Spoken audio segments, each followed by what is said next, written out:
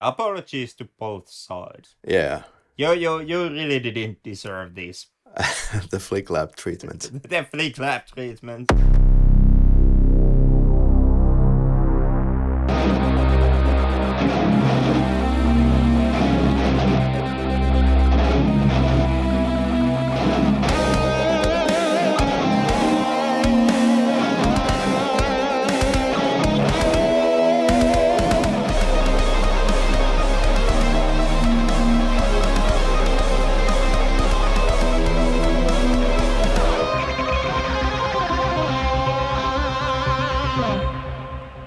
Welcome to the Flick Lab. I'm Karri. I studied media and have been working in the TV industry, so that's my credentials regarding this show where we go to check out one film from any country every week. In this case, it's going to be a Bosnian flick. We have our guest here, Daniel. So my name's Daniel. So I was born in Bosnia in the winter of 1993, and I guess I would have spent the first 8 months of my life there before my parents fled to Croatia first, again for another year or so, before we eventually came to Canada as refugees. That's where I've been living ever since.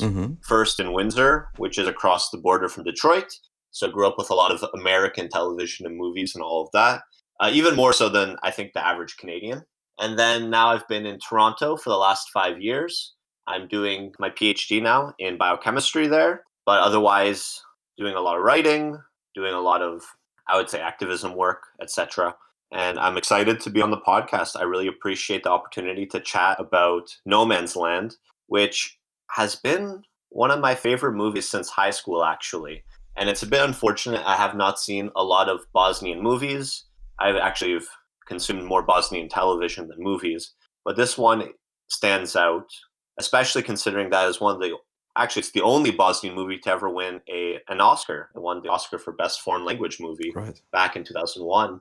So I think for any of the viewers who decide to watch this movie, it's really a treat. All right, and so we also have my co-host, Henrik, here. How are you, Henrik?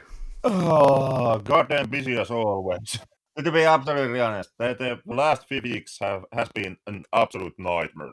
At this point, I most likely I would be more happily stuck in some goddamn trench sitting on a mine than doing what I'm currently doing.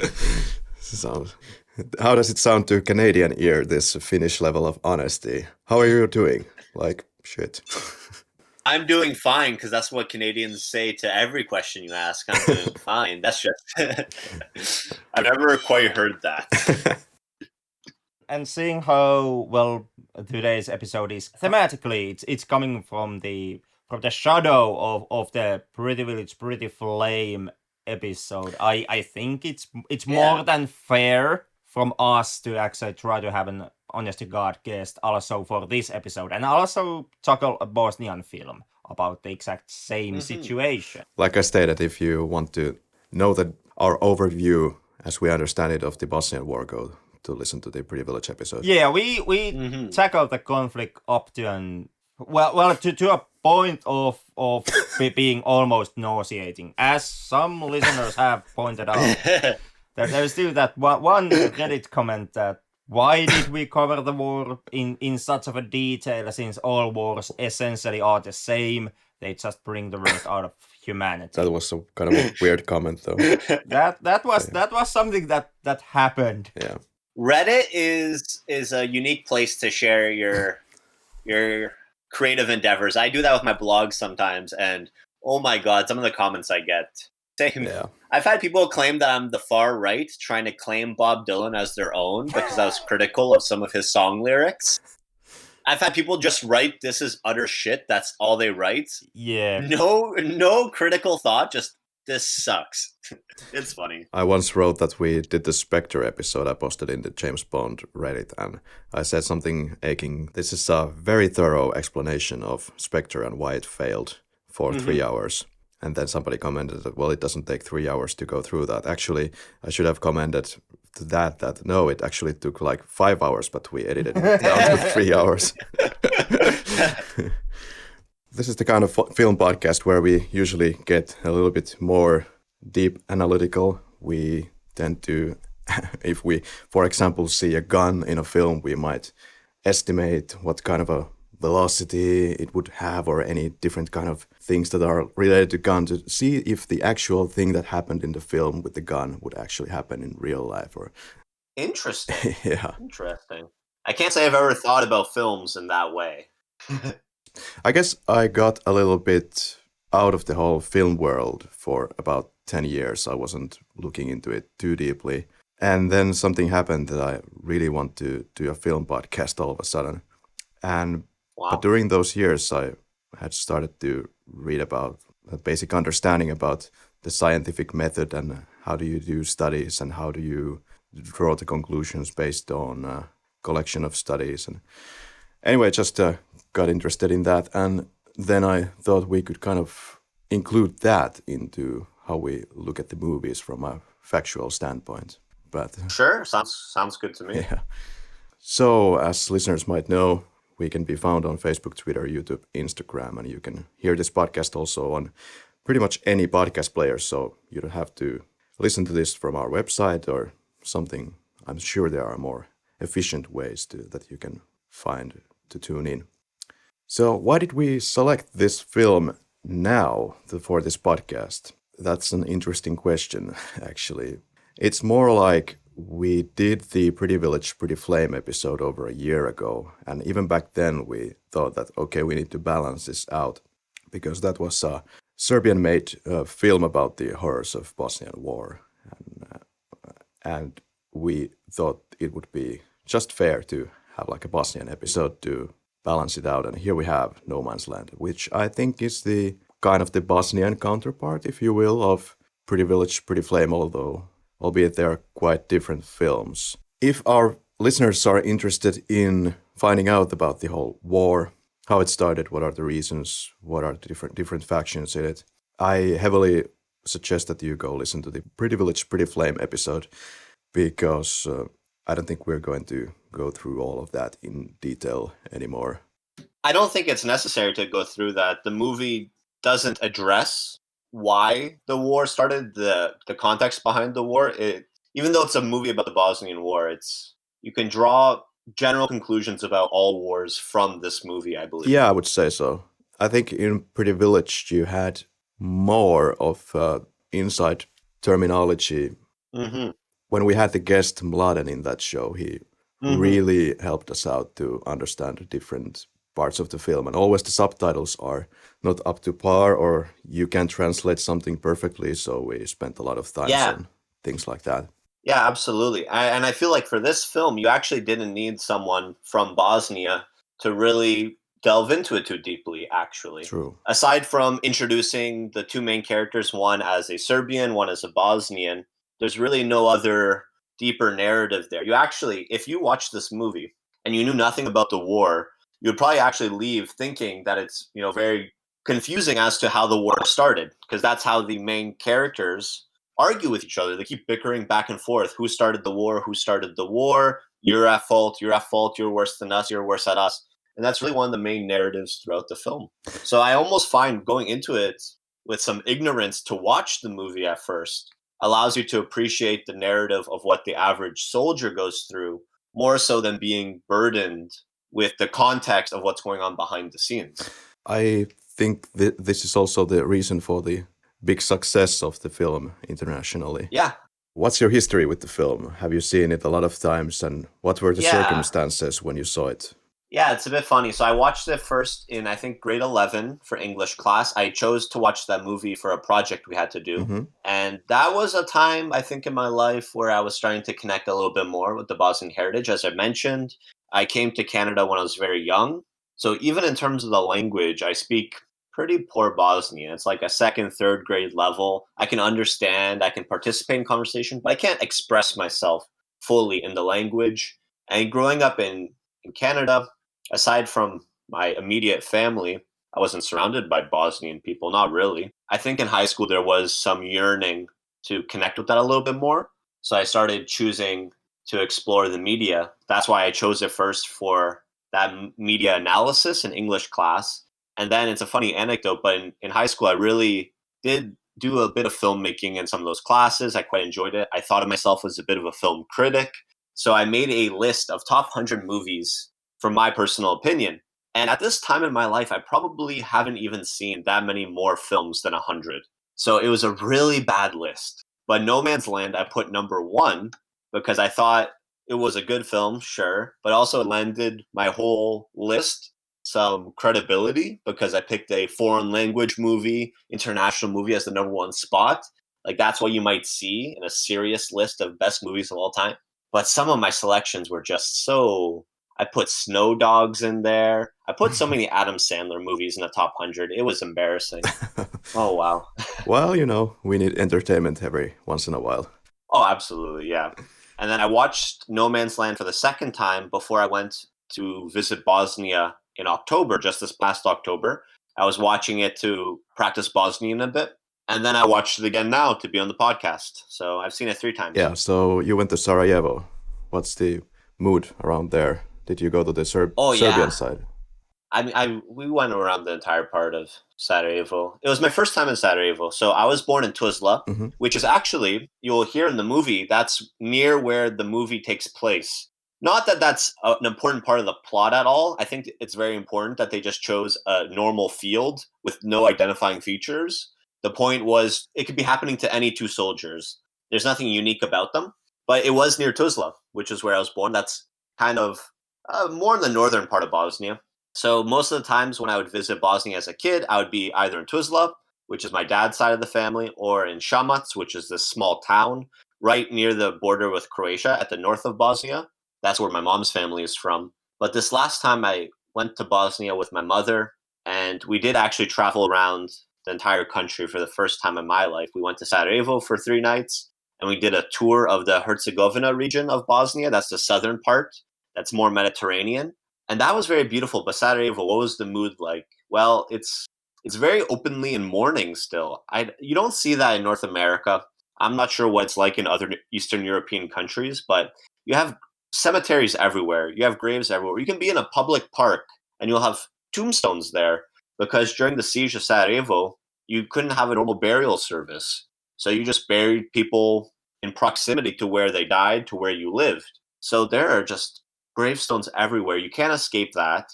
And just like the rest of Bosnia, you have public notices of death everywhere. You have just these public posting boards where when someone dies, you post more or less like a eulogy or information about the service or whatever.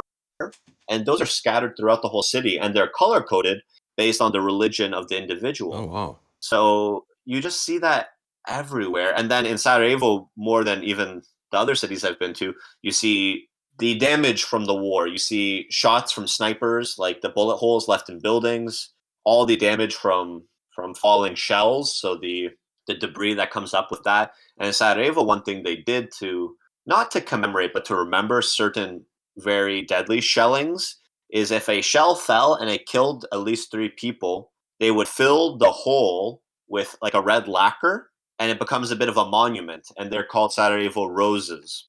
It's a bit funny at times, but if you get like a tourist map of Sarajevo, it'll actually highlight on the map all the places you can go to see these Sarajevo roses, which is a bit morbid if you think about it. It's like a little tour book of all the places where a bunch of people were killed 25 years ago.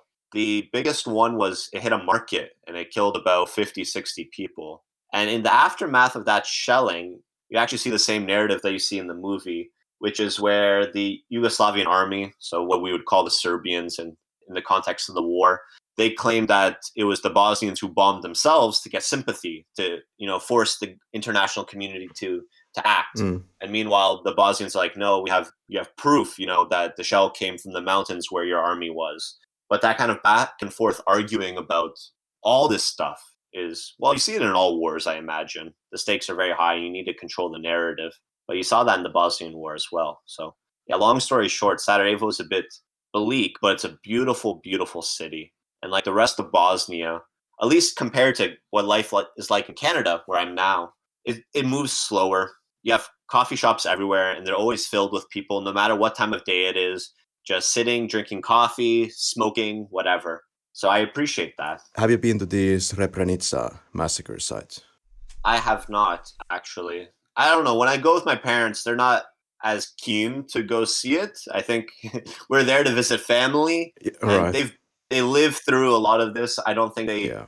feel compelled. Although if I told them I want to go, I think they would take me. But what we did in Sarajevo, actually, it was an amazing experience. In Toronto, actually, I was dating someone at the time who was in museum studies, and they told me that someone was coming from Bosnia to speak about a new museum they have there. So I went to this talk, and it was the world's first war child museum, or children of war museum. And it's not about children soldiers or anything like that, but it's a museum that's dedicated to the experiences of children growing up during the war. So I heard this guy talk about what inspired him to create this museum and how he connected with all these people who were kind of ignored in the narrative of the Bosnian War. Because you have tons of kids, especially if you're in a place like Sarajevo that was under siege for over 3 years. You have people who maybe live from the age of 10 to 13 in a basement. Right. And they didn't go to school. They had classes in the hallway of their apartment, and they probably knew quite a few of their classmates or friends who were killed, or family members who were killed, and they remember waiting in line for water. It started as a way of crowdsourcing all of these stories. So we went to this museum, and it always changes because he found so many people that are willing to send in their artifacts, for lack of a better word. So there's always about 50 displays at any given time, but it cycles regularly, and it includes a testimonial of the child and what that item means to them. And they're just everyday items in some cases. A lot of kids saved their rations that they got. It was maybe the only chocolate bar they ate during the whole war. And so they saved the wrapper because the wrapper would always smell like chocolate. And now they gave that wrapper to the museum, and that's on display along with their story. And then you have the one toy they may have had, or something that reminded them or was owned by someone that they knew that was killed. There was a guitar there of a person, and that was the only instrument that his friends had. They're all 16, 17. And so that was the guitar they would play when they hang out in the basement, so they can feel like, kids, teenagers, Music was important. And that anecdotes of people who would hook up generators to exercise bikes. So when all the teenagers would hang out, one of them would always need to be on the bike so they can power the record player or Oh God. the radio so they can listen to music. And it was a very intense experience for me. So I was technically also a child of war, but I have no conscious memories of what it was like to be in Bosnia at the time. All I have are my parents' stories and my relatives' stories. So many stories. That's why I like going back to Bosnia now. I go back every 2 years because I'm trying to write down all the stories of my extended family, especially my grandparents while they're still here. My grandmothers are both alive. Awesome. Like it's just a ghost in my past, I guess. Yeah. Because I lived through it, but I didn't live through it, and it's part of my identity, but it isn't part of my identity. It's hard to reconcile. How old were you again when you left the country? 16 months. When I would have left Croatia, I would have left Bosnia after 6 months or so. Croatia at that point when we left Bosnia in 1994 the war was over in Croatia. So that was comfortable. I mean, there was still economic uncertainty for my family, but there wasn't the same danger of being killed. Tuzla wasn't so bad during the war as compared to Sarajevo, or obviously some of the northern parts of Bosnia, like where there was ethnic cleansing. Right. Because in Tuzla, it's in a valley. You have the mountains around it, just like Sarajevo, but the Yugoslavian army was only surrounding on 3/4 of the city. So on the other side, there was a place where convoys can come in to bring supplies. So as a result, I mean, food was still scarce and supplies were scarce, but it wasn't as bad as Sarajevo. And the shelling and sniper fire wasn't as intense. But there were still hundreds of people that were civilians killed in Tuzla during the war due to shelling. There's the Tuzla massacre, which was one shell that fell right in the heart of the city, and it killed about 50 to 60 people. There's quite a few monuments in the city to that massacre, and all those people that died have a part in the hillside with all their graves. It's amazing because the war went on for so long. Life kind of went on as normal, but people learned how to judge if a shell was going to fall close or far, depending on how it was sounding as it was falling. And they would always look out for, if I hear something coming, where's my safety point? Where can I run to be safe? So despite the fact that shelling was pretty constant, you didn't have as many people dying because people eventually learned how to hide. So I think for my parents, what changed was when I was born. It's probably bad timing to have a child, but they were already they were living there for a little while. And then I was born in December 1993. And the way the story goes is the first nice day of spring, my mom just took me out into the front of the apartment complex where they were living. So they were living with my grandmother, all in the one apartment. She brought me outside, probably my first time outside in the world. And at that time, a shell did fall right into the front, like the front courtyard of the apartment. And my dad heard this from up in the apartment, and he ran down, and all he sees is smoke. And he says in that moment he was convinced that both I and my mom were killed. But then out of the smoke, one of the neighborhood kids comes, finds him, and he says, "No, we're okay. We took shelter in some convenience store down there, or maybe down the steps that lead to a basement." And so we were okay, but that's when they decided that they would try and get out. They were debating whether or not to hunker down for the war. And I think a lot of people were faced with that decision because no one thought that the war would start in the first place. You hear that from all the people. They couldn't imagine it happening here. And if it does happen, it would end quickly. Bosnia declared independence. The army left the city. They marched out. And then they went into the mountains, surrounded the city. And then the next day, they started shelling the city that they were based in the day before. They set up barricades leaving the city. And just like that, the city was under siege very, very quickly by an army that was based in that city a little bit earlier. So they talk about this in the movie. There's a newsreel halfway through. That's kind of their exposition scene to catch people up. But notably, that scene happens pretty late into the movie. And it's kind of meant to maybe talk a little bit more about the media rather than garnering sympathy with either of the main characters. But it talks about how on the Bosnian side, it was mostly the police force in Bosnia and then civilians who joined, who were fighting back against the Yugoslavian army, which was considerably stronger. Did you talk with the locals when you were visiting Sarajevo, for example? How were their feelings about the current situation? That, of course, I've heard that nobody is basically satisfied with the current situation, how they are keeping the borders at the moment, but do you see that this situation could stay for a longer period of time? Do you see that this could be indefinite, or do you think that this is going to get into a new war eventually at some point? So, yeah, that's a good question. And I am not a political scientist. And despite the fact that that's where I see my roots, I read about it, but there's something inside me that's keeping me from delving so deep into that part of it. Yeah. I don't know.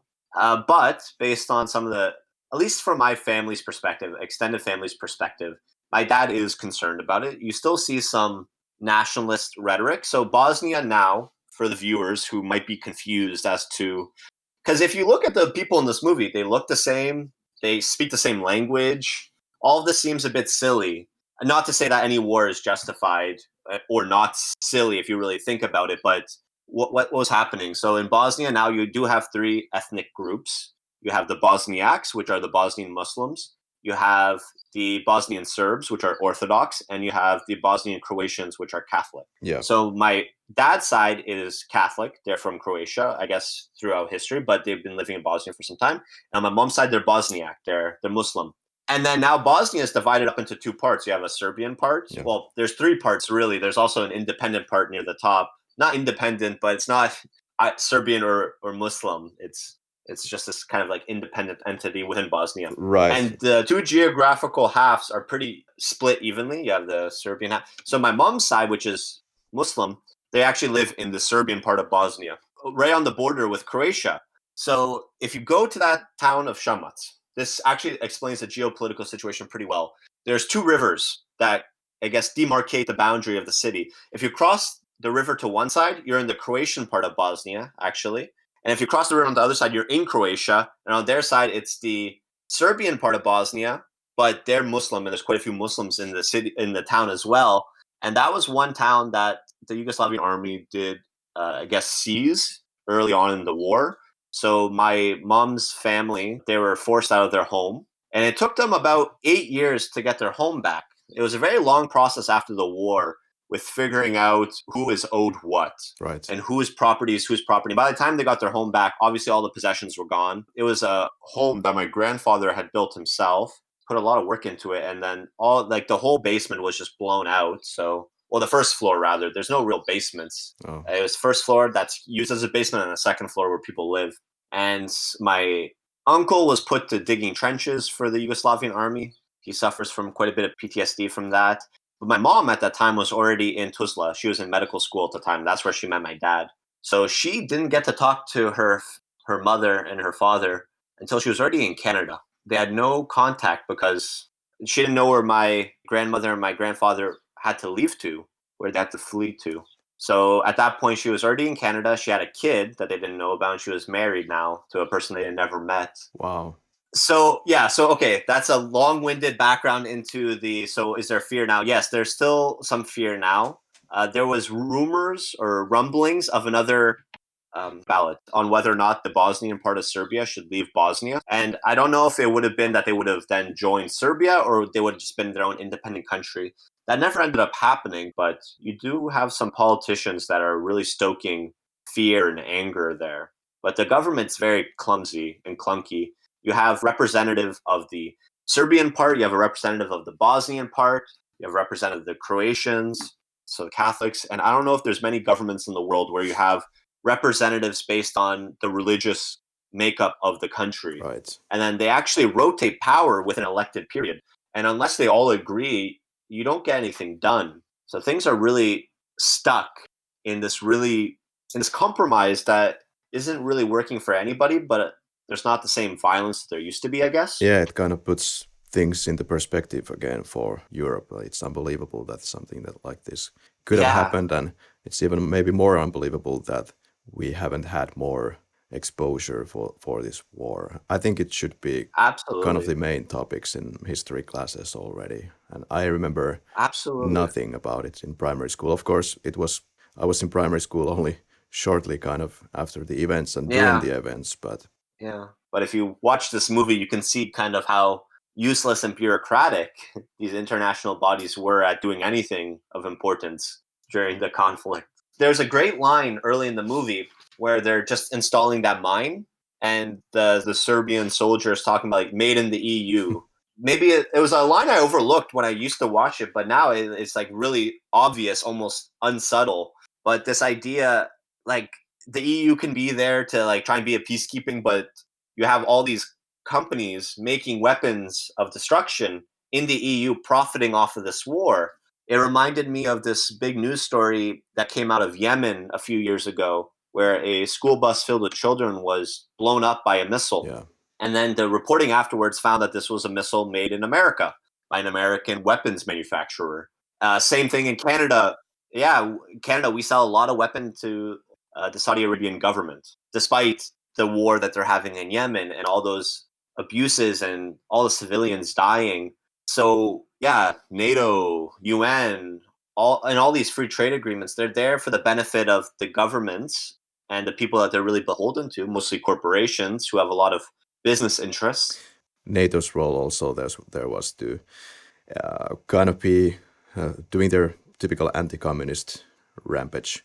Yeah, like anytime America would lend money, it would come with requirements that fewer companies be owned by the public, to open up the markets to a foreign investment. Slowly but surely, the socialist program was broken down through this exploitation or taking advantage of the situation there. Even though Yugoslavia was never closely allied with the Soviet Union, I mean, if anything, they were the stereotypical third world. They were neither American, they were neither Soviet. They were independent in that Cold War, but they were still socialist to some extent, and that would not do. Listening to you and having listened to the Bosnian Serb in our Pretty Village episode, I think you agree on a lot of things here. Yeah, I think our generation, so me and that guest you had, we maybe have less of the baggage. I know growing up, I used to make a lot of jokes in grade school. Like kids would make jokes about like, oh, his dad killed your dad, those types of things. And so that was like the first baggage. But eventually, I mean, I don't think I have much of that anymore. My parents, at least, were never very intense with that in terms of like blindly hating Serbians or anything like that. Yeah. But I don't have any of that back. Like, there's a common statement, you know, the Bosnian worker and the Serbian worker have more in common with each other than they do with either of their governments. In the end, the divisions between us have been sowed. They've been manufactured. It's a classic divide and conquer strategy. Yeah. So it's important to try and challenge that rhetoric. It sounded like me that the war would have never happened had you not had the propaganda that you had. I mean, yeah, it's hard to have a war without propaganda, because look what you're asking people to do. You're asking some poor person who has nothing to his name, maybe, to go enlist, train, leave their family behind, and risk their life to kill someone else who's in the same situation as they are. Right. Now, of course, you have defense. Yeah, you definitely have people there that were defending, but you can't have people on both sides agreeing to fight constantly without convincing them that the enemy is somehow evil, that they're against what we stand for. Yeah, how did you feel about the safety level in Bosnia when you were traveling? Did you get any feelings that there would be some personal issues on the streets? Yeah, so I mentioned that my mom's town is in the Serbian part of Bosnia, so most people there are Orthodox, they're Serbian. Yeah. And I personally have never felt unsafe there. People are very friendly. But my parents have always told me to err on the side of caution. So if I'm ever going through the town by myself and they say if anybody asks, where are you from? What's your background? Just tell them you're Canadian. Don't tell them about your family background in terms of you have a mom that's Muslim or that you're related to this person. Yeah. If you feel like it, we could start to give a little bit of an overview on the film. Sure. So this is a co-production between companies from Bosnia and Herzegovina, Slovenia, France, Italy, Belgium, and the UK. Won the Oscar for the foreign language film in 2002. Budget around 2 million, and box offices still tend to be modest for these international hits. This was, I believe, 4.8 million in the box office internationally. The director is Danis Tanović. Of course, me being Finn, I don't know if that's an excuse, but I also, this might be my first Bosnian film that I have ever seen. So, but anyway, this director is Bosnian. And apart from tonight's film, he is also known for award-winning films such as Death in Sarajevo and an episode in the life of an iron picker. And he holds a joint Bosnian and Belgian citizenship and lives in Sarajevo currently, but used to live in France for many years. Yeah, you have people from Bosnia all around the world. It's kind of amazing when you see, and especially for sports, you can just see all the different national teams they play for. Like someone like Zlatan Ibrahimovic playing for the Swedish team. Do you know anything about these actors in the film? Because my knowledge is pretty much IMDb and what I have been able to collect in some certain articles, but I have nothing to provide about them except that they did a great job, really, actually. So, yeah, I've not seen them in anything else. As I mentioned, my consumption of Bosnian media has been mostly television and also shitty Bosnian reality TV when I go visit, because that's what my grandparents sometimes watch. So in terms of like Bosnian movies, again, you have the excuse of being Finnish. I don't know what my excuse is. There is this character called Chiki, the Bosnian character played by Branko Đurić, also known by his nickname Duro. I'm not sure how to exactly pronounce even this D with this line going through it. That'd be like Juro. J. Ah, it's like Juro, something like that. Yeah, that's good. Actor, comedian, film director, and musician. Born in Sarajevo, lives in Slovenia.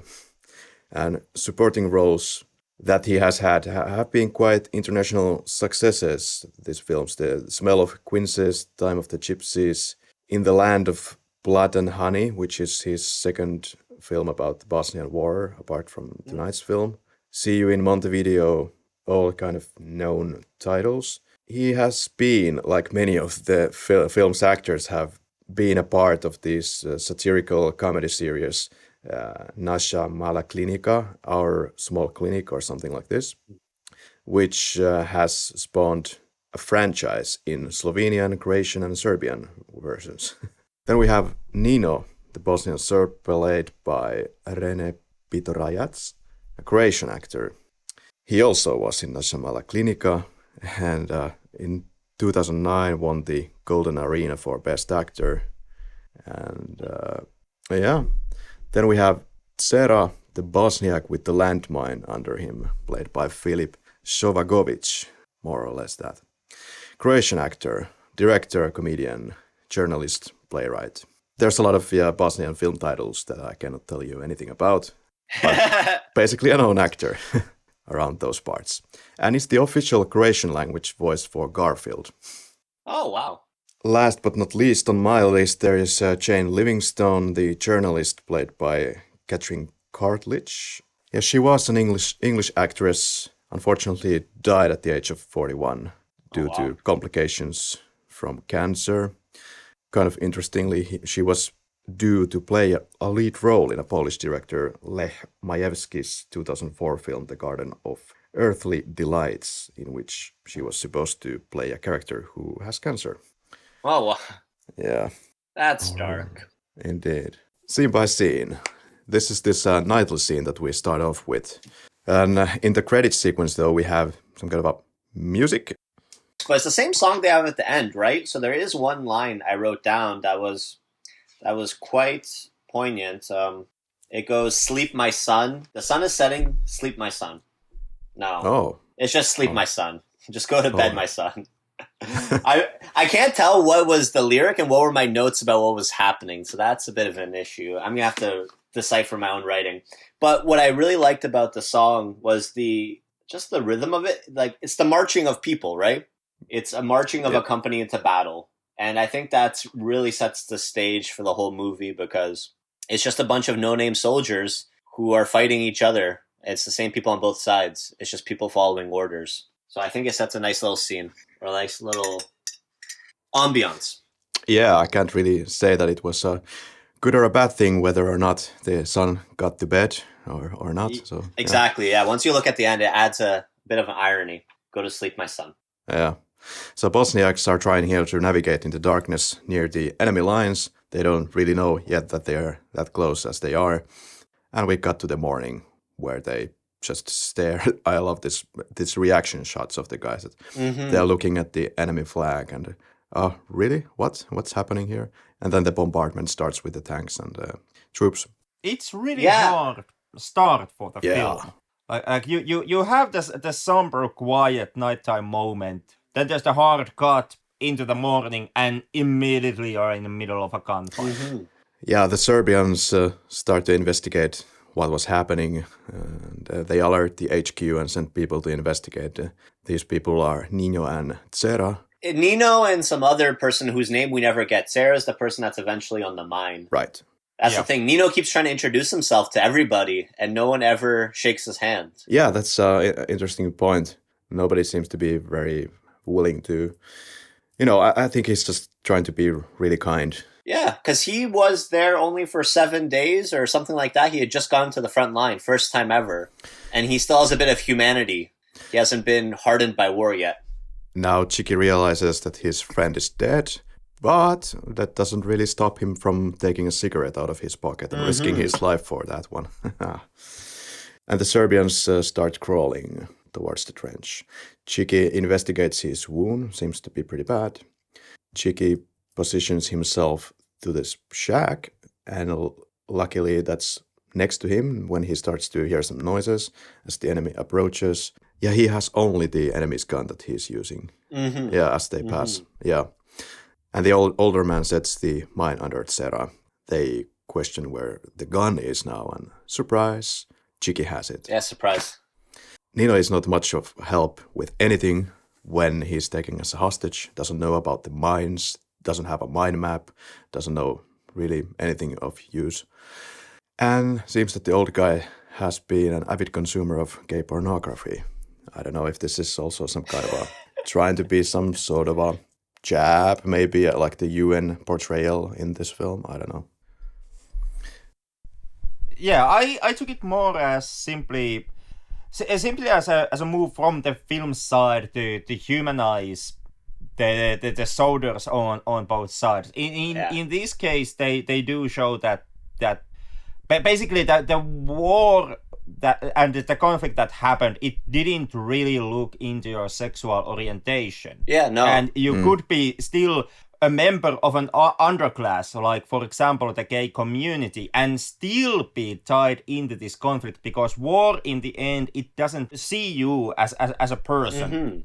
Yeah, the war doesn't take into a consideration whether or not are you rich, are you poor, are you gay, are you straight. It's just kind of a meat grinder that pulls everybody through it. Yeah. Duty has no sweethearts or sexuality. Yeah. That's a good point. And it's also, it's like a little bit of a humor in there, but you're not laughing because it's homosexual pornography. It's just, it's a bit jarring, comes out of nowhere, and it's just like a little reset before you get right back into the tension. Now Chicky grabs the gun and he's put to the position of waving the white, whatever the dress is, half naked. And that attracts the attention of both sides. And they argue about who started the war in this beautiful two-shot, which is a scene that particularly Daniel has liked. Mm-hmm. Absolutely. And I can see very well, clearly why. Because once again, at least to me, No Man's Land is a film that talks a lot about how a conflicts and wars are a failure of a communication. War is a result of of the fact that two sides could no longer talk to each other, and the communication got broken, or it got so confused and conflicted that the only outlet that the sides anymore finds out of the situation is through aggression and violence. I kind of saw this in how Nino constantly wants to shake everybody's hands, and everyone else just outright refuses to shake his hand. If the leaders of both sides would have just, kept on shaking hands and staying around the negotiation tables, maybe the conflict could have been prevented in that case. Now Tsera wakes up. Now Nino takes control of the gun for a moment, very short moment indeed. And the joke with the who started the war turns around as he's pointing the gun. Nino versus Tsera. Tsera pulls Nino on top of him, and situation changes once again. Both the Bosnian Serb and the Bosniak now have guns, and they seem to call it a tie and stop pointing it at each other. This is the first moment where they kind of see eye to eye that, well, hey, maybe we shouldn't kill each other. Yeah, it's a bit of a mutually assured destruction, right? If both sides have nuclear weapons, then no side can use them. Oh, very good point. Now, the two guys, Chicky and Nino, are waving this white fabric once again, and both sides are once again taking note, and they are like, what the hell is going on here? And the situation is so confusing that one of the sides call UN Profor or UN to the scene, which is kind of interesting because this was not, as I understand it, the role of the UN in the Bosnian War at all. It was just to prevent the destruction of any medical equipment or medical areas, medical tents or hospitals. But now... Well, it was in the sense that on top of providing humanitarian aid, UN was also in the Bosnian Wars to observe and uphold the ceasefire treaties that were occasionally drawn and made during the conflict. And that's kind of what the UN is trying to do in this situation also. There is a temporary ceasefire going on both sides of the no man's land, and UN mostly is interested in observing and keeping that ceasefire going on. Tsera takes a smoke. Nino insists on introducing himself once again, and he is taken as some kind of a buffoon or crazy person. UN Profor, UN approaches. They are at some kind of a checkpoint on the Serb side. This is the scene where the soldier famously answers to the French UN troopsman, yes, yes, yes, to every question.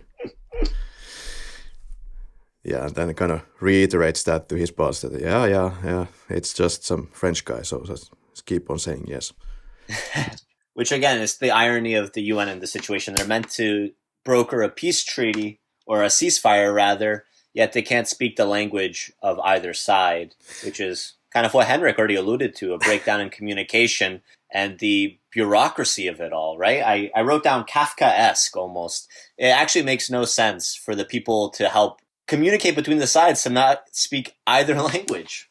Chiki and Nino then find out that they have a common friend, a girl called Sanja Cengic, and that's how they find some kind of a common ground. It didn't take too long. Yeah. The UN later has a call saying that since they don't know anything about these individuals at no man's land, they shouldn't proceed, especially since this is not their role as the UN. Mm-hmm.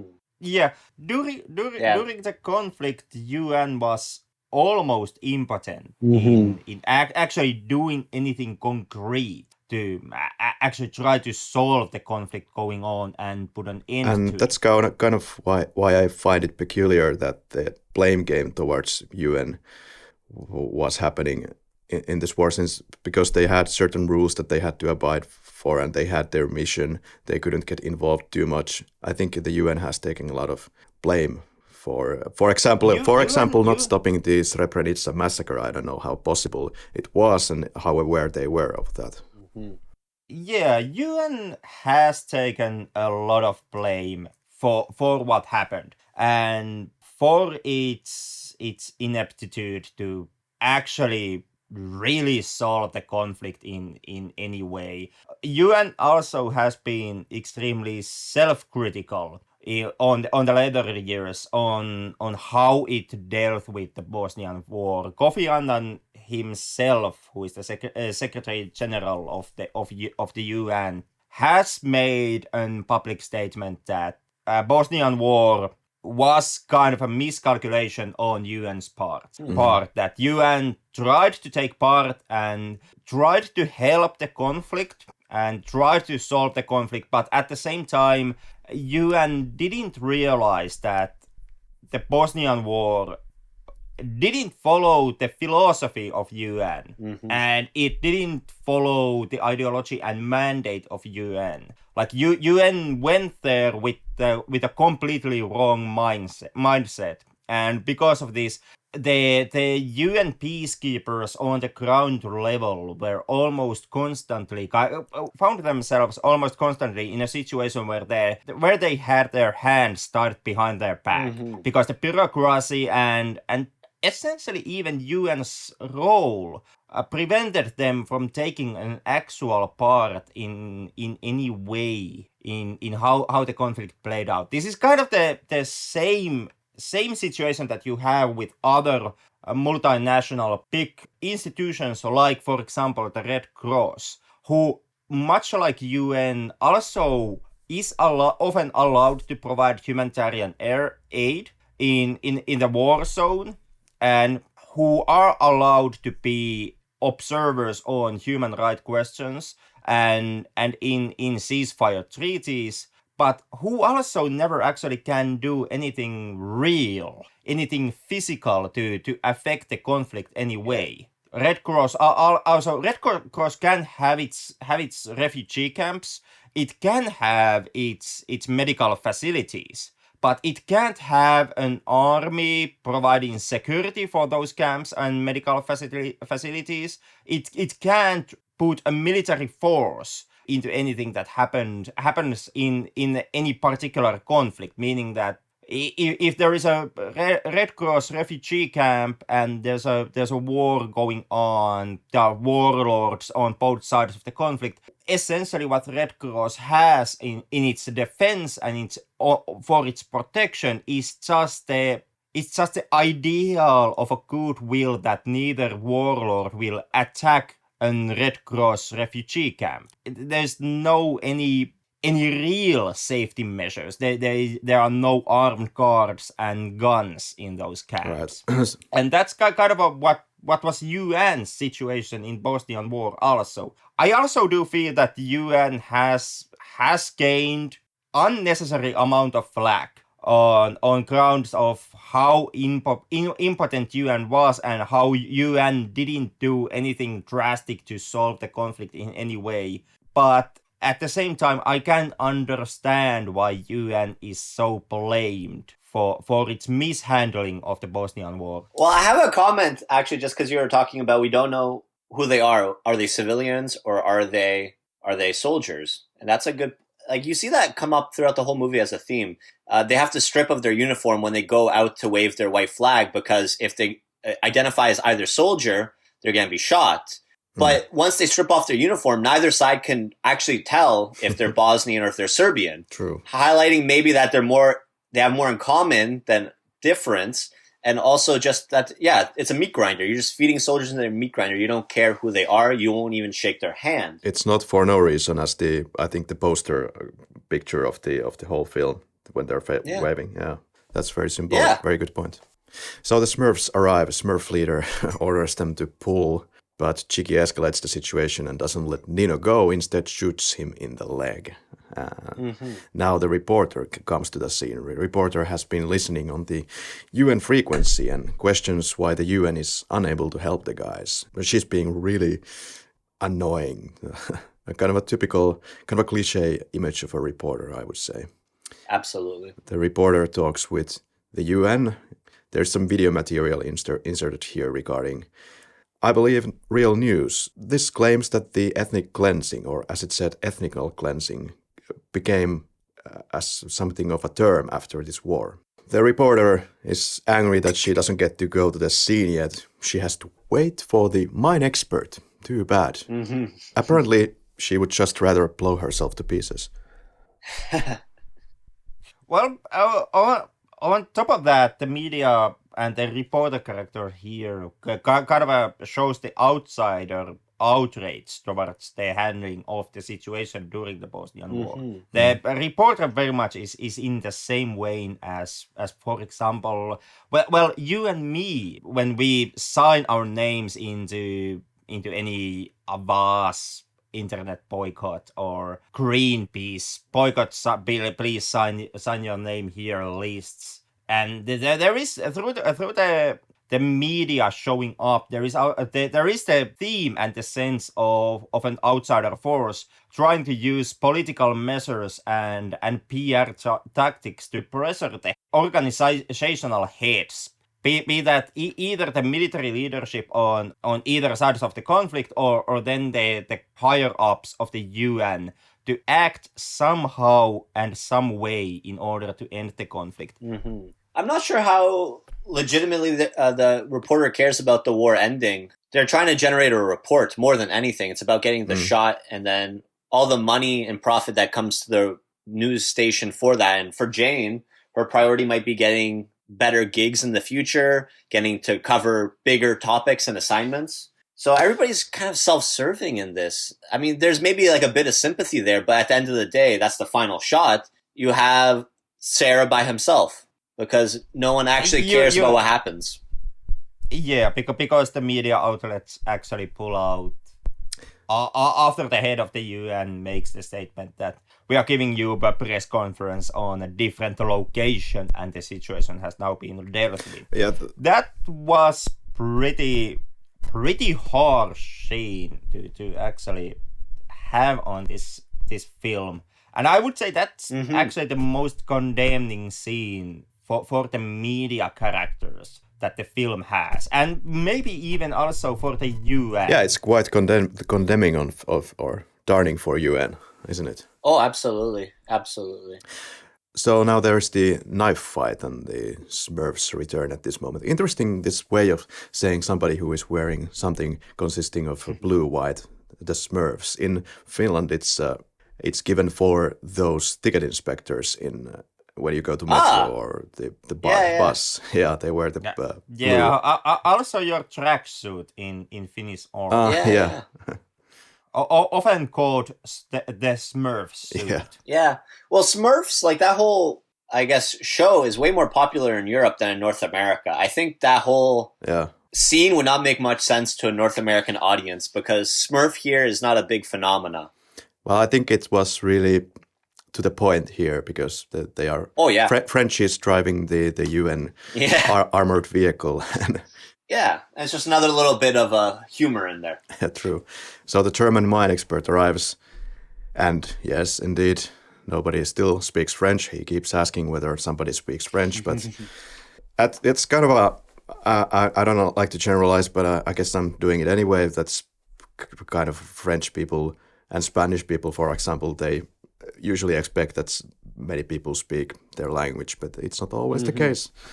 Reporter gets to the trench finally. There's something wrong with this reporter. She's going absolutely bonkers here, like saying fucking Balkanian, what the fuck are you doing? And she has already condemned the French as to fucking French. What the hell is her problem? Yeah, right?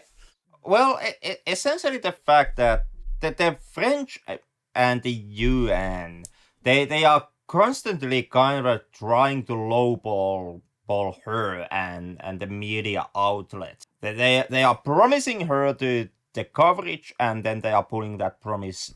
They want to have a cooperation, but only in the sense that she can help them. And there is no that kind of a vice versa. You helped us, we help you situation, except on those moments when the situation is so bad that UN has no choice but to budge. And she really can essentially blackmail the UN officials to actually give her something. When she finally gets her chance to interview someone, she completely blows it. She doesn't have seemingly anything prepared. It's just like the lamest question in the world. How do you feel? Seriously? Yeah. And then That's true. makes the wrong move. I can understand this could go in either direction. Was it you who put the mine underneath the other soldier? Yeah. I think that's a fair question, but gets the finger instead. They finally agree to get out from the trenches, and Chiki refuses the bandages. TV station wants the story of the mine guy, so she tries to get that. Now the mine expert from Germany says the mine cannot be removed. I was kind of curious, maybe it could have been removed if they could try to remove the sand around it. But, we just have to trust the expert, I guess. Or maybe the bomb expert or mine expert didn't want to risk his life in this situation. It's possible. It kind of appears like that. And because, once again, I'm not mind expert myself, but what the little understanding I have about these bouncing mines, it's the same notion that also Siki makes in the film, that what if you would try to put weight on top of the mind, kind of have some kind of weight that you can slip under Sarah's back and on top of the mind, so that the mind would still be kept pressed down, and that would keep it from exploding. And the mine expert just outright refuses that notion and says that that's not doable. And I kind of can't understand why not. Sarah earlier, he had a quote where he says, "I don't even know where we are. What a stupid place to die." And maybe that's the same thing the mine expert is thinking. I don't want to die in some stupid field in the Balkans. Yeah, because the mine expert also, and this is something that is good to note, he's not one of the locals. He's some guy from Germany, which means that he has perhaps he has a family, like wife and kid, back in Germany. So why now take this extremely high level of risk to save some Bosnian in some ass end of a Bosnian conflict? Yeah. Why risk it all? Absolutely. Instead, the mine expert hands Sarah some picture of his so he can hang on to that, while they are both aware of the situation, that this is not going to get any further. And UN Colonel arrives at the scene. At the same time, Chiki grabs a gun from one body around the vicinity, and the journalists will crucify them, they say, if they can't defuse the mine. Mine man is ordered back to the trench just for appearances, during which they make up this whole case that they put some guy on the stretchers and take him to the helicopter to make it look like so that they took the guy out. And now the reporter makes the mistake of her life from her perspective, that she doesn't see the point to return to the trenches to take any photography or whatnot. I have a quick comment about so it's kind of one of the big scenes is obviously Chiki killing Nino and then Chiki himself being shot by the Unprofur. Because what happened just before he decided to do this, he's walking by all the bodies, and they're all being covered up. And you can just see the shoes, and you have the ones with the military boots, and you have the ones with the sneakers. And you can see with Chiki and Sarah, they're dressed mostly like civilians. Chiki has kind of like an iconic outfit. He has the Rolling Stone t-shirt and the Converse on. He doesn't look like a soldier, and that kind of makes sense in the context of the war. And as he's walking by, he can see the juxtaposition, the National Army, very well equipped, and he can see the sneakers. And maybe he even identifies whose sneakers those were. He lost a lot of people in his troop just that morning. And that seemed to be like the final straw. Again, that identity, that very strong visceral identity. And in this case, it's not even based on a flag. It's just based on the civilian clothing versus the army uniform of the enemy in this case. Yeah. Chiki has kind of had it at this point and blames Nino for using his own knife on him. Yeah. Hence, shoots Nino and Chiki gets shot as a response. And some proper reality TV there, right there for you. Yeah. Zera is still in the trenches, obviously, and there's one of the last lines of the film, quote, "It wouldn't make any difference, it wouldn't change anything." I'm not sure what this colonel, I believe, is referring to. Did you guys kind of catch that, the meaning of this? Yeah. Because there's nothing to do anyway. There's nothing to do anyways. I think, this is definitely more of a comment on their overall role in the situation. Saving one soldier isn't going to make a difference in terms of our mission here. That's true, yeah. But it's meant to make the viewer uncomfortable because we're humans and we care about humans. We don't think in terms of big missions and geopolitical ramifications. We think if you can save a person, you should probably save a person or try harder and not just care about the appearances and posturing and political authority. And it leaves you with, because the whole movie really is Chiki and Nino up until this point. And now it's the French UN soldier, more or less, who, again, is just as impotent, has already violated orders to try and do something, and he can't do anything. And all of them leave, including the reporters. And we have the final shot of Zera, wide shot of him above, and that's lights out. It's nighttime, and that's lights out. It's would have been interesting to know what was his final decision, but of course it's not necessarily to see it. But you can think about it. Think about the aftermath of this moment in some nice summer night. Well, there even is no call for a final decision from Zera's part, because something that actually can be likely to happen after the film ends and after the night starts is that either side will launch an artillery strike to the trench, and that strike would immediately kill Zera, even if he himself would not make any decision in this situation. Yeah, wasn't it pointed out during the film that the UN planned it so that they were feeding false information for both sides, that they would do the attack after next day. And this way and destroy the evidence that UN didn't save that one soldier and just left him there to die. Yeah. Absolutely. That's a good point. And Zera doesn't know this, so if he decides to wait and see if help comes back, he dies from that without having the option to choose whether or not to do it himself, I guess.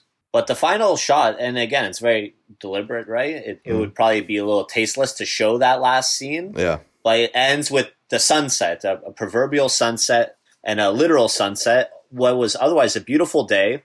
People in Yugoslavia talk a lot about how their country is so beautiful. How could we have destroyed such a beautiful place? And the nature and the landscape in Yugoslavia is really breathtaking. And I think that really is trying to highlight that for the people in the Balkans. Like, just look at what could have been a beautiful day in our beautiful country that instead has this tragedy of just its people killing each other. There's one last thing I wanted to chat about, because this was Roger Ebert's review on this movie. I quite like, actually. He liked the movie as well. He gave it 3.5 out of 4 stars, which, I mean, Roger Ebert's always one of the people I looked up to in terms of film critique. But he talked about that scene, the point of view shots where they're looking up at the sky. So there's the scene of Nino after Chiki first is standing over him with the gun. Their first encounter, Nino closes his eyes. He thinks he's about to get shot, and Chiki doesn't shoot him. And then you have the point of view shot after Nino opens his eyes of him looking up at the sky. And that's the same shot that you get from Zera's position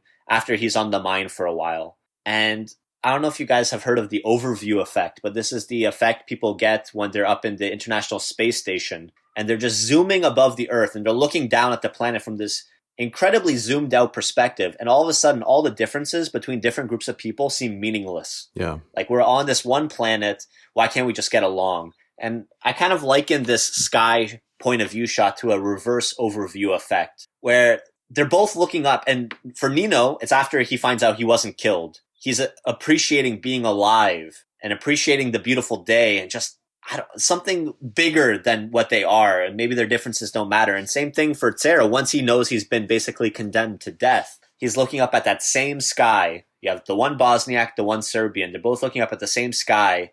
And in Cera's case, it's more, I miss this. I'm going to miss this. This is what mattered. Or maybe I hope I can appreciate this again. If I get out of here, I'm going to not take this for granted anymore. And I mentioned that crawling scene towards the trenches, the way it's framed with the ground taking up half the screen and then cut so tightly against the top of the soldiers as they're crawling towards the no man's land, you don't see the sky. So when they're being treated like cannon fodder, they're completely made oblivious to what's above them and what they have in common. And it's only when their lives are threatened do they regret really the situation they're in. So I think that's really one of the more poignant points, in addition to the themes of identity and how that's symbolized in the movie with their uniforms. Yeah, that's really interesting. Like more of a truncated frame of reference, more tighter shots, unless you are worried about your life, and then it kind of world opens up to you in a sense. Then it opens up, exactly. And that's, you don't really have too many shots throughout the film of the trench from either sides. You either see the people on either side on the front lines, but you don't get their perspective on the trench much. You don't even see how far the trench is from either side throughout the film. It could be anywhere, really. It's no man's land. And they really try and isolate that spot where they don't belong to either side anymore almost. They've stripped off their uniforms, they waved their white flags, but they can't let go of that identity. They keep fighting with each other. And even though there's a moment where they both have 1 degree of separation, one person dated the person the other one went to school with, they've been in the same city then, right? Yeah. And then it was too much baggage. There's too much trauma there to undo in that moment. Let's do the quickies. Yeah, let's do the quickies. Yeah. So how quick do I have to be with the quickies? You decide. Usually we just joke about it because they tend to be the slowies because okay, there you go. Yeah. And favorite performance. Daniel, do you want to go first or should I go? Yeah, I'm going to go with Branko Đurić as Cheeky. Yeah, same. Cheeky would be my answer. Branko Đurić. Absolutely. Basically, I guess because he had the most screen time, so he had a lot of range. All of that. Yeah, he had a lot to work with. Absolutely. Although that's no slight on Sarah or on Nino. They did a fantastic job as well. They did. I think it's all around great acting. So this is just something that I chose. Mm-hmm. Well, the film really is stock full of great performances. A lot of nuance and very very kind of held back performances. But once again, if you have to pick one, I would go with Branko Đurić. So it's 3 chickies. Essentially, it's the 3 chickies. Favorite shot? I have a bit of a weird shot, but there's a scene where Nino's crawling towards the trench with his older compatriot, and something about the way that shot is framed, where the foreground comes up like 50% away. They're like deliberately violating the rule of thirds. And as a result, it's a very claustrophobic shot where they're just framed, like the body's just right at the top of the frame, cutting out the sky entirely. And I think that's a nice little juxtaposition with the point of view shot where Nino or Sarah on their back and they're looking up at the sky. Kind of when they're in the middle of the war, they're being told what to do, following orders. They can't see the sky at all. They're just shoved down into the dirt. But then when they're facing death, that's when they finally kind of realize what matters in the world. So that's my favorite shot. Okay, nice, very technical answer. Favorite shot for me, I was kind of between 2 shots. For some reason, I really kind of liked the crawling shots for no particular reason when the Serbs were approaching the trenches. But I think I would go with the final shot when we have this kind of a full shot, wide shot of Cera there, left to his devices. Yeah, that's a hard one, right? Because the sun's setting and it's just like a very metaphorical setting of the sun. And you just hear the nature around him. It should be a beautiful day, but instead it's his last day. Well, at least they didn't end the film like at the point of all the fighting that would have happened probably the next day, and they would have blown the guy to pieces. Or No, that would have lacked a little bit of nuance. Would be that final shot. All right, favorite scene. Yeah, I loved it, and I love this one since I was in grade 11. But the first time they're arguing about who started the war, they're inside the hut, and they have the Cheeky has the gun, and they're arguing back and forth. No, you started the war. No, you started the war. That's my favorite scene. Yeah, that's a great one. For my part, I chose this when the UN Profor approaches and comes to help, but then gets turned back because Cheeky goes crazy. And shoots the poor bastard in the leg. Yeah, that's a good one. Also, honestly, all the UN scenes, because it's some of the only humor in the movie. But the first time they come to the Serbian line and the person just keeps saying yes, like that summed up something for me too. Because how useless is the UN there if they don't even speak the language of the people fighting? Don't you need someone there that can speak maybe Bosnian or Serbian? Right, I felt that it was some kind of a commentary definitely towards the UN, and I'm not sure how currently the UN took this film. I'm sure they didn't take it well. Yeah. Right, you have these Frenchies, and in a, I guess, a cliche French way, they keep asking, do you speak French? Yeah. Parlez français? Yeah. No, they still do not speak French. Yeah, very good. Favorite scene? Would be the two guys when Nino and Siggy now both are together outside of the trench, and they are waving their white flags. Also the scene that's been taken for the poster of this film, and I can very highly understand why that is. Okay, we got three distinct favorite scenes. Favorite line or lines? Favorite line. It got used quite a few, so I like how it, because I have a gun and you don't. It fits in with that whole who started the war. That narrative is very common in this movie. Yeah. For me, I guess it could go to neutrality does not exist in the face of murder. Doing nothing to stop it is, in fact, choosing. It is not being neutral. No, absolutely. I like that one too. I think the only reason I didn't choose it is I didn't want to choose a quote by the UN. I just although that character, I did like the character. He's in the same situation as everybody else. He's just a foot soldier, for lack of a better word. Right. Well, this most definitely is my pick for it. It's a conversation between Siggy and Nino where they remark that who cares who started it, we are all in the same shit now. Oh yeah. I felt that kind of really, really honestly depicted the conflict and basically everyday soldiers' position in the Bosnian war. It doesn't matter who started the war. It doesn't even matter why the war started specifically, because those individual people are still in the harm's way because the conflict is going on. Yeah. Favorite kill? Yeah, right? Way to put me on the spot. Favorite kill in this movie of conflict between ethnicities.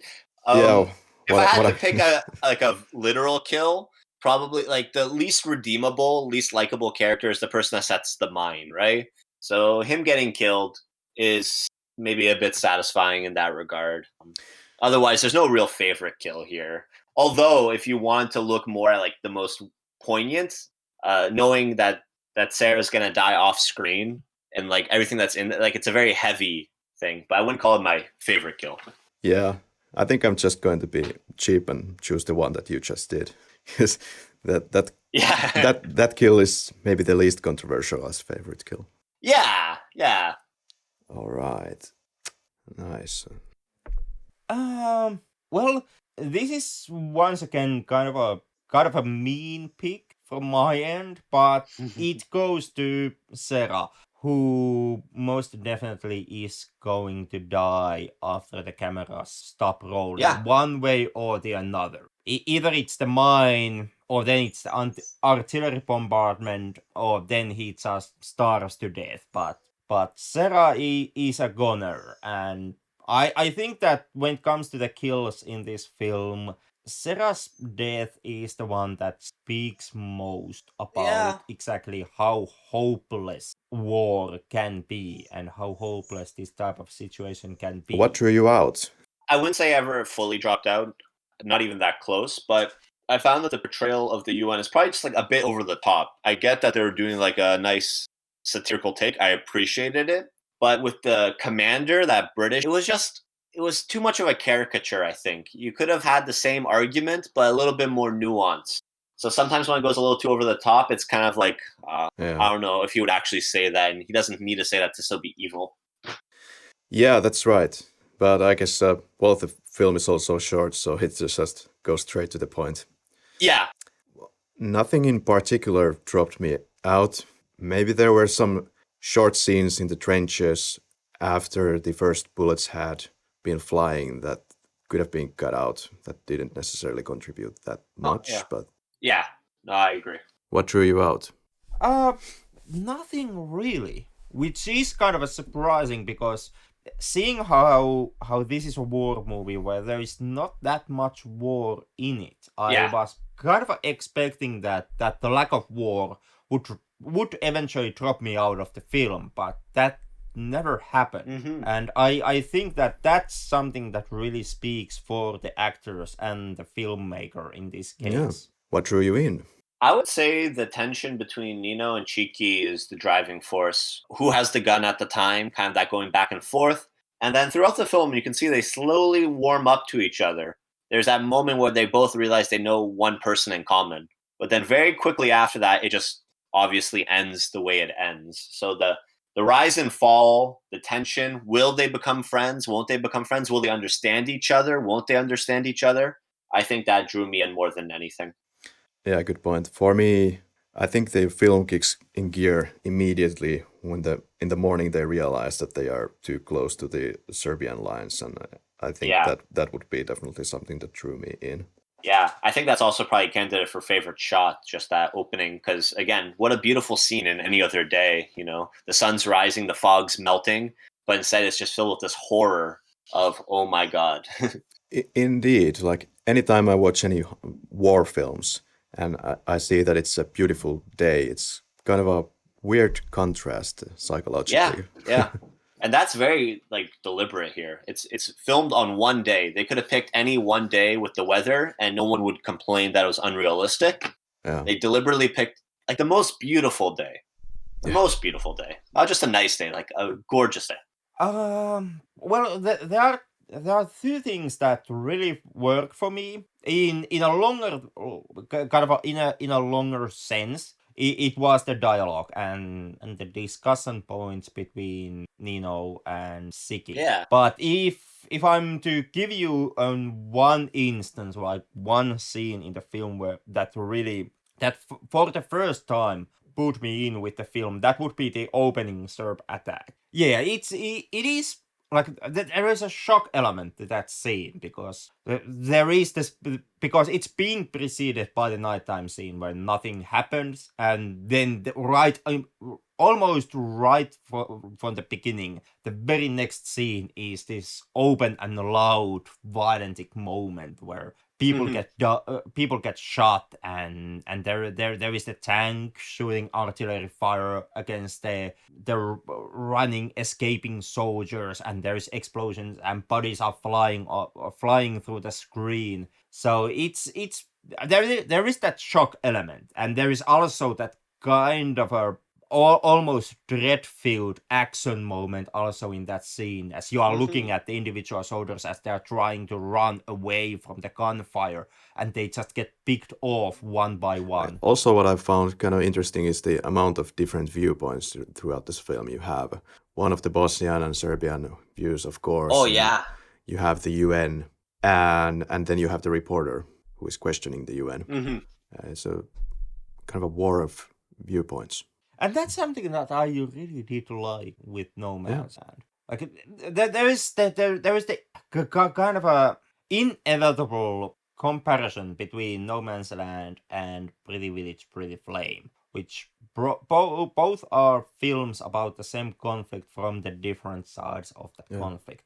And I really do like both movies. Pretty Village, Pretty Flame was one hell of a war film in its brutality and the way how conflict was depicted in that film.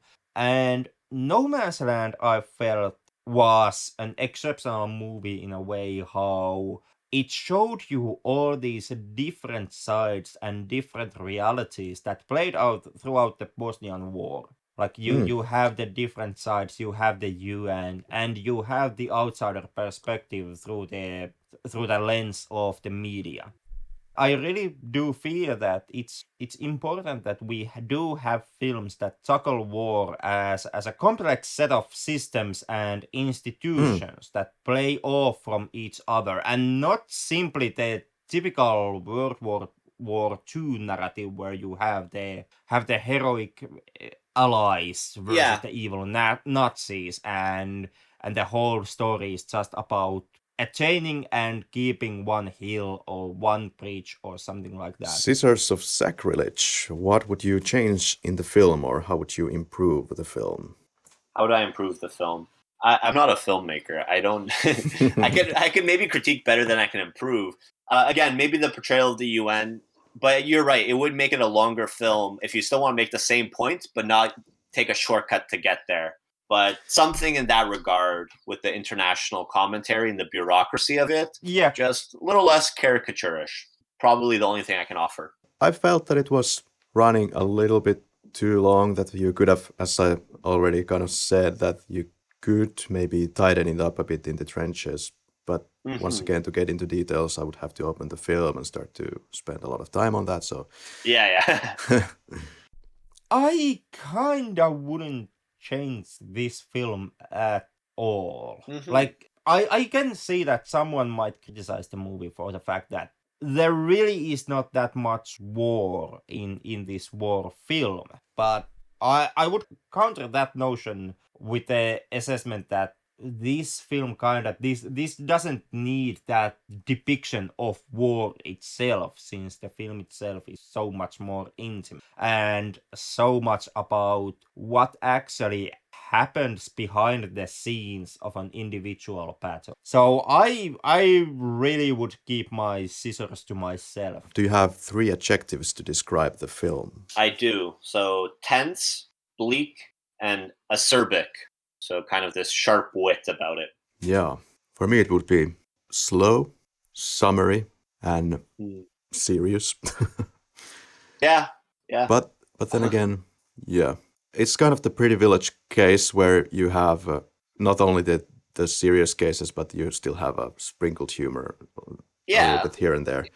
Absolutely. And it's necessary, I think, to just kind of, it's part of the pacing of it. You need those brief moments just to kind of recollect yourself a bit. Yeah. From my end, it would be honest, because it showcases you, or at least it tries to showcase to you as many of the different sides that took part in the conflict as humanly possible. And I felt that this film really wasn't taking sides. When I started to watch No Man's Land, I was expecting that this will be from the Bosnian perspective, and you will most definitely notice that this is from Bosnian perspective. You are given the evil Serbs who drink children's blood and bathe in the entrails of civilian victims, but the film actually holds back, I would say, pretty remarkably. Maybe something to point that we might remember from Pretty Village, that although it also had a lot of humor in the film, and in that way it portrayed the characters as war veterans in a way that nobody was outright showing their fear in the film. And that might be something to criticize, or it could be just seen, as you pointed out in the episode, that these are just characters who have seen so much that it doesn't matter to them whether they will live or die, or they are better at hiding their fear through the act of humor or nonchalant expression. And I find that in No Man's Land, as a contrast, we have Bosnian Serbs who show the fear, maybe mostly Nino at points. Just Yeah, Nino very much is about fear and very much about not wanting to die. Even in the end, even Sarah is who is the one character who most definitely is going to die. Even he is more ready to die and more accepting of his death than what Nino is. Well, did you look at your watch when you were watching this film? I did, but it's my third time watching it, and I was taking notes, which isn't the most enjoyable way to watch a movie. So it's a qualified yes. I don't think I looked at my watch the previous time I watched the movie. Did you look at your watch during this film? I didn't. Not once. Yeah, for me it was a little bit of a slower experience, and I felt that I have seen this film in certain forms before, as I mentioned, so it wasn't as engaging experience to me as I was perhaps expecting. And to me, on the other hand, this kind of was a standalone, remarkable exception when it came to war films that I've seen. Once again, I haven't seen every war film that exists, and because of that, there of course may be variation on what you have gotten used to and what I have gotten used to. What I've gotten used to is more the action heavy. We are showing you the conflict. There are people shooting at each other, type of conflict and war-driven war films. So on that remark, to me, No Man's Land was an exception because it paid more closer eye to the politics of the war and kind of what goes on behind the curtain. And that's something that I haven't seen that often. And I did feel that, to me, No Man's Land was something that showed me something that I haven't seen before. As they're waving the white flags, so to say, you cannot identify them, whether they're soldiers. Had they known that they are soldiers, I don't know if somebody would take enough interest to try to rescue these guys without knowing enough about the situation. But now that they are half naked, you could theoretically pull an idea that these guys are even civilians who just somehow ended in the middle of the playground and therefore need to be rescued ASAP. Yeah, that could also be, because during the conflict, unfortunately, civilians also got caught in the crossfire and in the middle ground of the conflict, the quote-unquote the no man's lands that existed in Bosnia during the conflict. All right. Would you recommend No Man's Land? Absolutely, I would. Same here. I think during the episode I have already stated pretty much why. It's not maybe the strongest recommendation that I've had actually in this podcast, because I felt maybe the film needed a little bit more kick somewhere. And maybe there could have been something more developed between the Bosnian Serb and the Bosniak. Then it's kind of rude awakening how things are still not settled. The guy just shoots the Bosnian Serb and that's it. Yeah, you're right. It could have had a little bit more of a peak, a little bit more of in the crux of it all. Yeah. Potentially could have been something more. It's hard to say what though. Yeah. In a way, I feel that it's a film that I have seen already before in different incarnations, but having this Bosnian conflict laid over it, it always makes it more interesting for me. Absolutely. Henrik, would you recommend No Man's Land?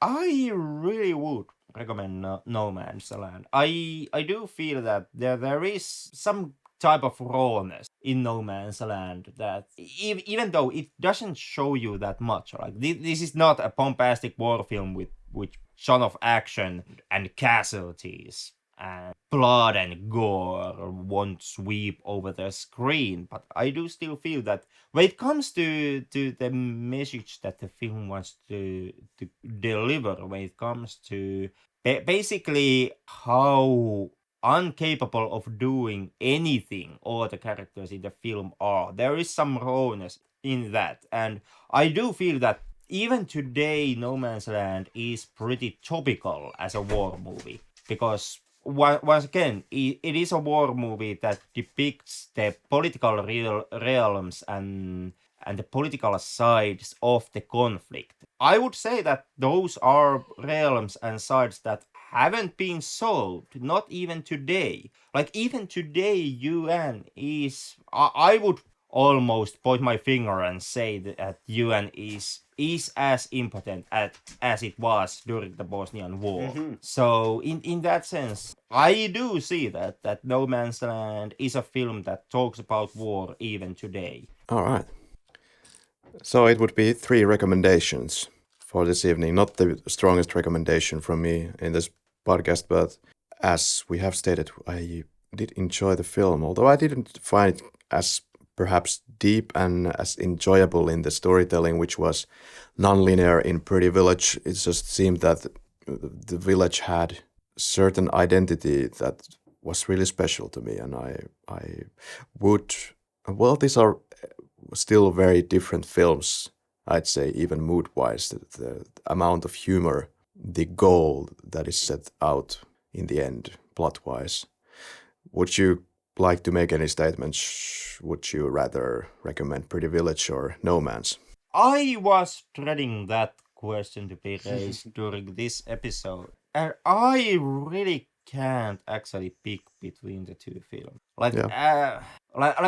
It's almost a situation. If you want to see a cruel and dirty and mean war piece where inhuman cruelty and violence is being projected to the audiences and shown to you. In that case, I would most definitely recommend Pretty Village, Pretty Flame over No Man's Land. And then again, if you want a film that tries more precisely to study how a conflict plays out, like what are the questions that every side within the conflict has to answer, and how futile the conflict in the end is, because in the end no one can do anything, not really. It's all just smoke and mirrors and magic tricks. In that case, I would actually recommend No Man's Land over Pretty Village, Pretty Flame. I do think that you do well to check out both of these films, but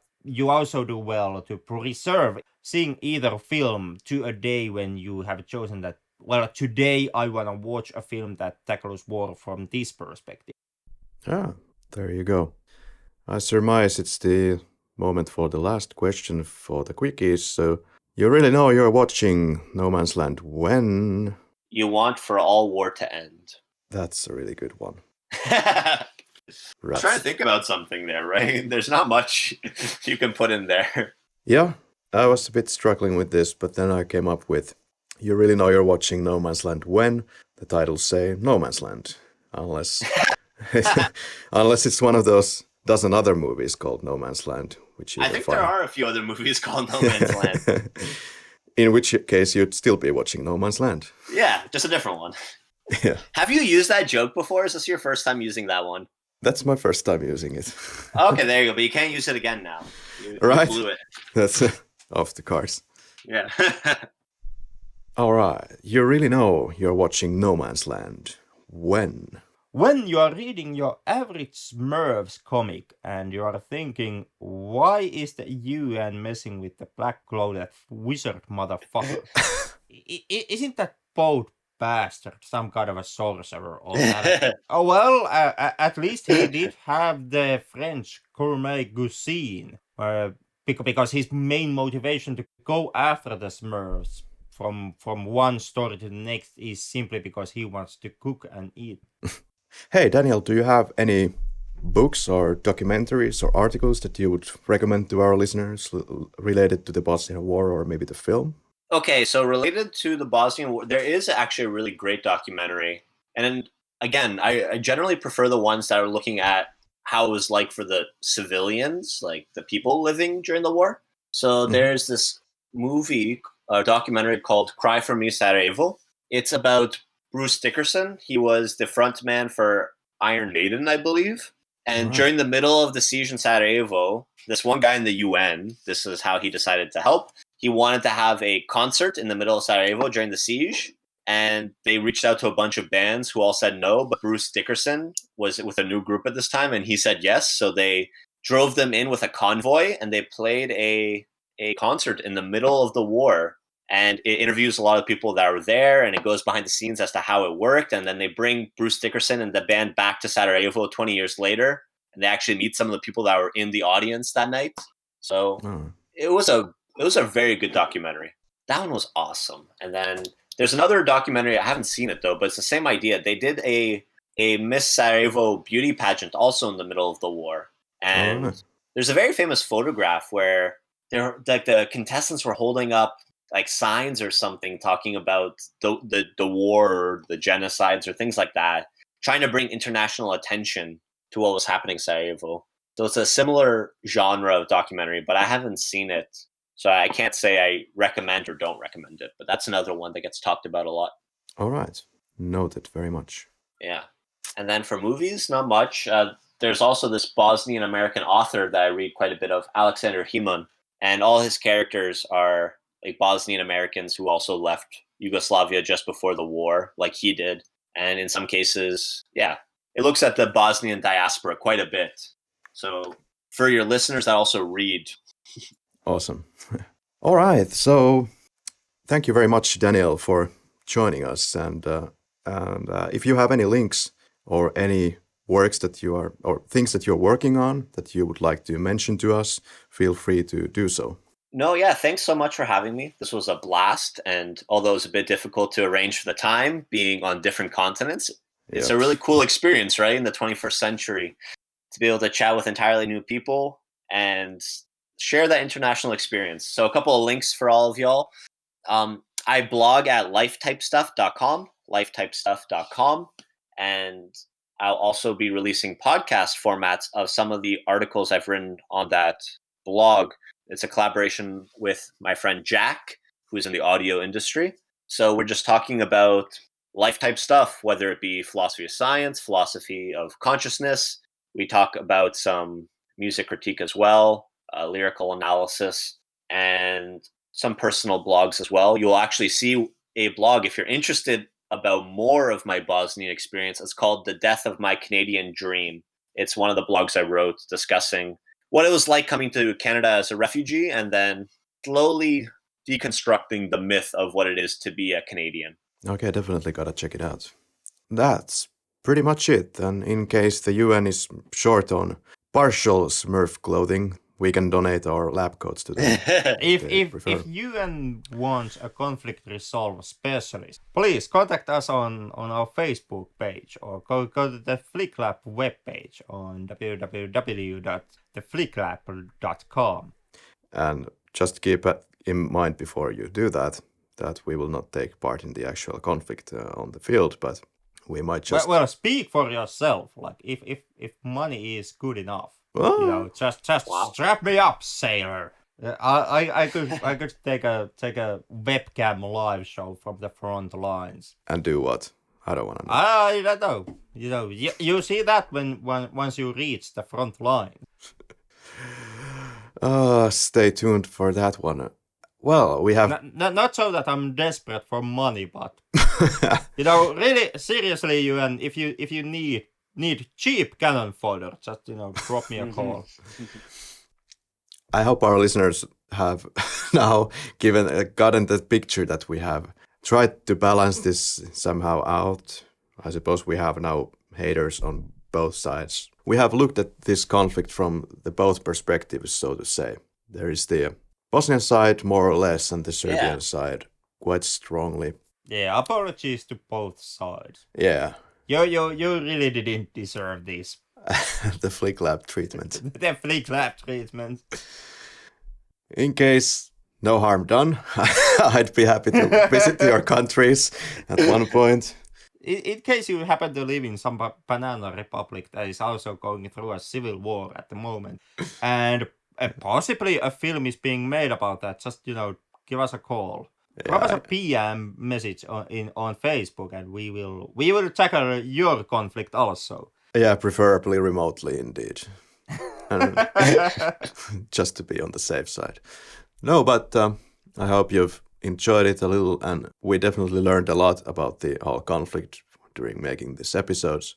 And yeah, if you think that we are talking completely out of our asses here, please try to terrorize our webpage and Facebook, Twitter, Instagram feeds, and tell us how we can help you further. We probably can't.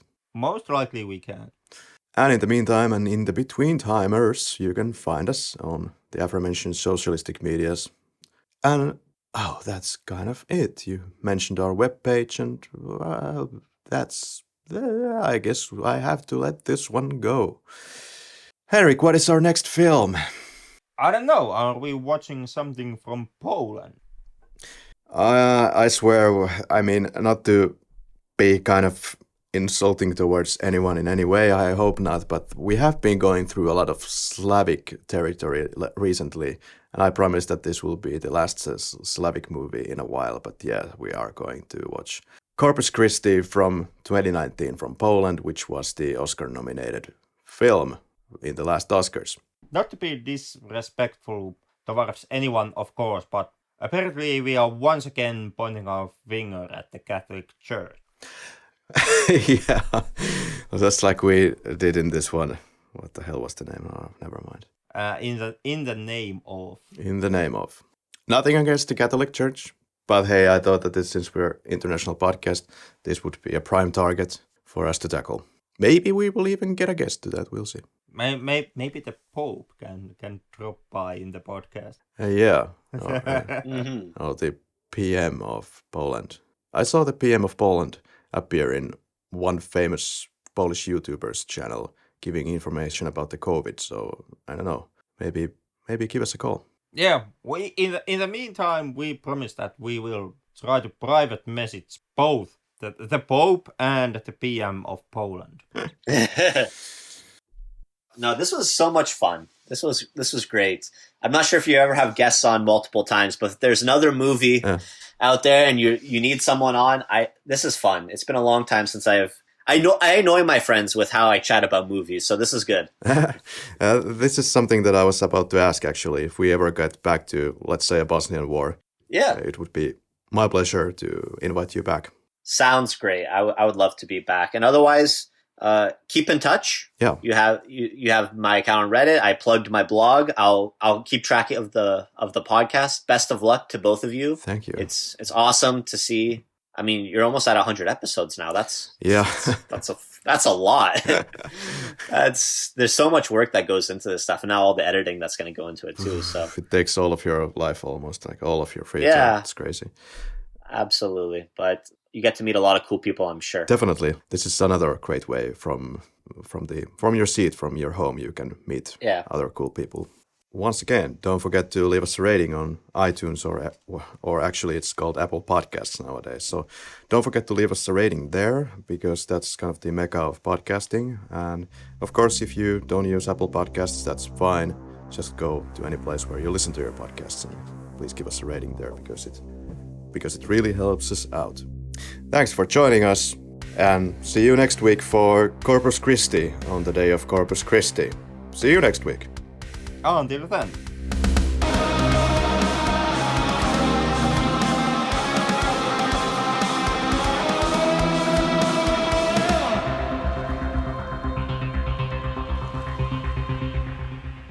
I will take this episode ending mumbo jumbo out of the way. So. Okei, selvä. Riippari crashas. What? Niin hyvä softa. Niin hyvä. All right, and so we also have my co-host Henrik here. How are you, Henrik? And insert Henrik here. The last few weeks have been an absolute nightmare. To be absolutely honest. To be absolutely honest. To be absolutely honest.